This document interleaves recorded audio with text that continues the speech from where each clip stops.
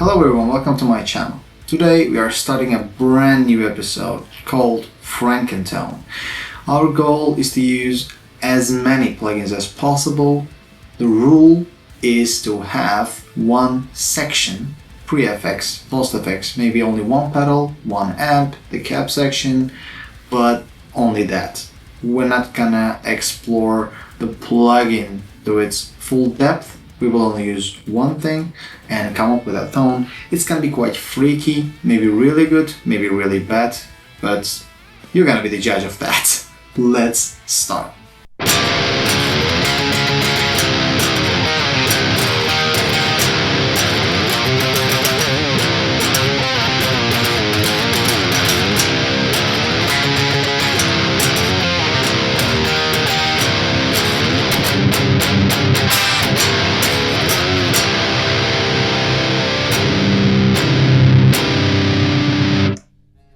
So, we have the project in front of us, in front of me actually, and what I'm going to do is close the input monitoring. We already recorded something, so I can maybe show it to you by isolation, but we're gonna start with the first plugin, which is Archetype Mission Mansur. It's actually not a secret. It's the newest plugin from Neural, and it's amazing.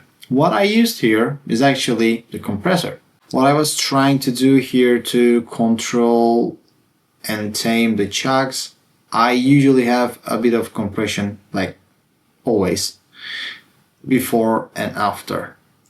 That being said, maybe I can show it to you how much it moves in the first seconds. Not even chug and tames, it's actually moving a lot. It's not like the multiband compression trick, it's literally working on the DI. So the next one is the Rebea. I decided to use, the other one also has an octaver, but because of the rules I didn't use that. I love Rebea's octaver and I usually use it in the vintage mode, but this is a different case. I just decided to surprise myself and decided to go with the modern mode. And we have different values. I went more on the octave down rather than up because I want this guitar is, by the way, in drop C at the moment. I want to go much lower than that. And the only way I can do this is either change the guitar or do some shifting. And I like the idea of using the octaver for sounding lower and heavier. That's the only reason I use that. And the next one was Nolly. Actually, I wanted to bend the rules a little bit and use precision drive because since I got the Misha, I am crazy with the precision drive. I was using Dr. Drive, but Neural captured it much better. And it's so obvious when you do a side-by-side comparison, you understand how it actually should work. Because I, again, didn't have the chance to test the gear version, the actual version, I should say. IRL version, maybe. So we have this Overdrive 1. I wanted to go with Overdrive 2, but usually this is the one that I always stuck with. So for this episode, I went not so crazy. I used Nolly's knob. I don't know what this is called. The EQ is called Nolly's EQ, but I am not sure if I should call this Nolly's knob or whatever. I put a little bit of drive, just crank the tone a little bit and put some level because I built the tone ground up, and in order to hear I decided to put more to the amp, so I feed a little bit more. This is, let me change this, Photon Nameless Suite. We're going all Neural, and Nameless is like a no-brainer. This amp is amazing. I honestly love it so much. And when you have lower and lowest tuning, It works amazing. Like, look at this. Oh shit.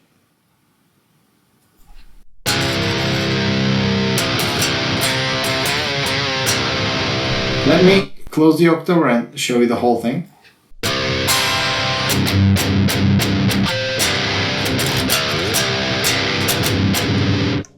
It's amazing. And I chug less when I have the October. Maybe you have noticed. Because I think it gets quite muddy if I do it with October. I try to change my technique when it comes to that. But Nameless is a no-brainer plugin. The next one is actually the cap section, and I admit I didn't expect this. I always use contenders, and because of that I said, okay, because I always use contenders, I have to change this. Contenders have a lot of choices that you can choose from. But this one, the same cap with different year, production, batch, and so on. That was very amazing to test and try when I got it for the first time, but I stopped using it like the next month or so, and it was quite a shame. And because of it, I just got it back. I admit I enabled the master EQ, and I left the first thing, which is the master with SM57, on exactly the same way. Just for lulz, I added the smooth cap with C414, I think that's a condenser, and I just changed the level a little bit. I just wanted to have something to explain because it was so easy to get a good tone. I just wanted to like mess it up a little bit, but I think it works really well. Like if you hear it without, and I'm just gonna enable with a sustain.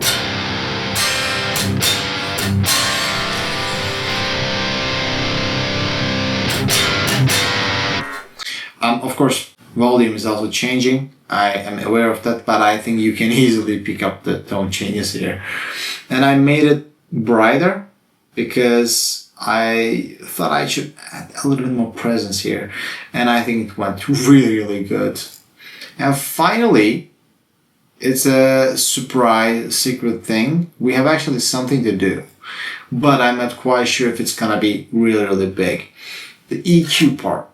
I always go for like putting a nice 50, 60 on the high pass. For the low pass, I want to go like an experimental value because right now we are in the tone context, but when I finish with the whole Frankentone one, I want to save it and I want to use it in my future projects. So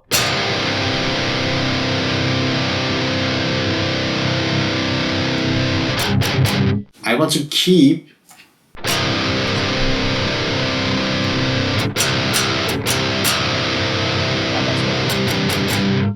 the important bits. For me, I want to clean up the tone a little bit, and after the cleanup, I will move with the EQ a little bit. So this is the part, instead of talking, I will just try to focus.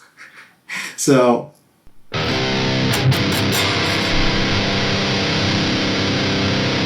that's great.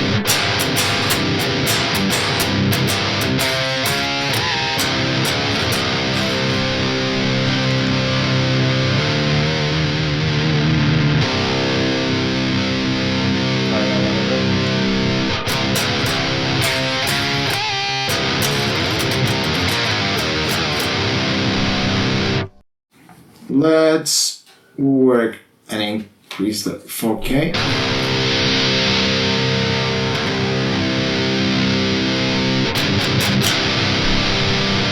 Too aggressive.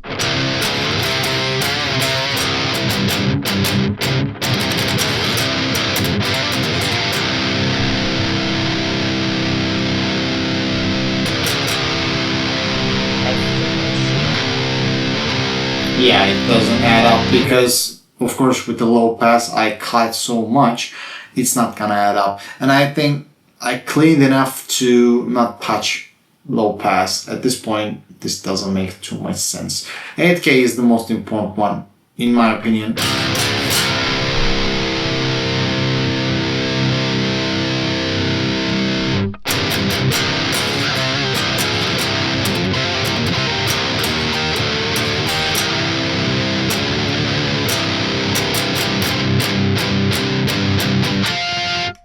Yeah, it changed a ton.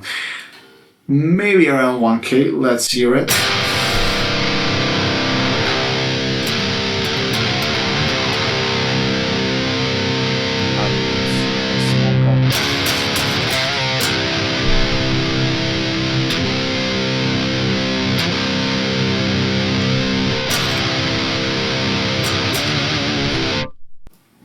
No, untouched is much better.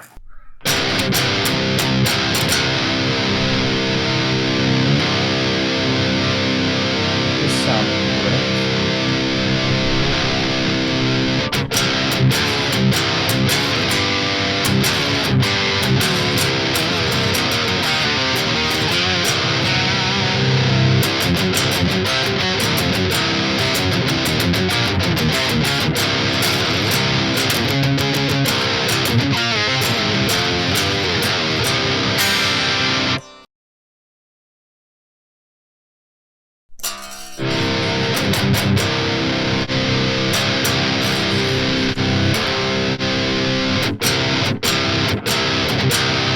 Finally, I'm gonna say that.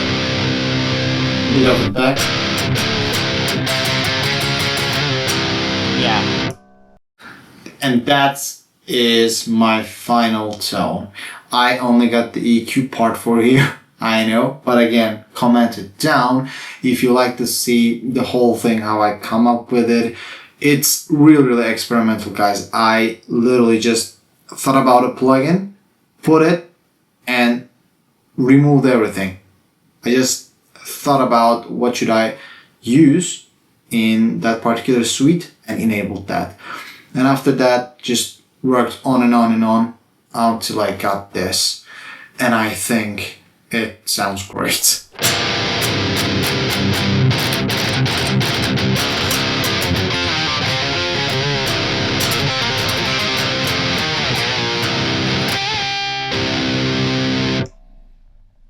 So we dial our Frankentone number 1, and if you ask me, it sounds amazing, and I want to ask you how it sounds to you.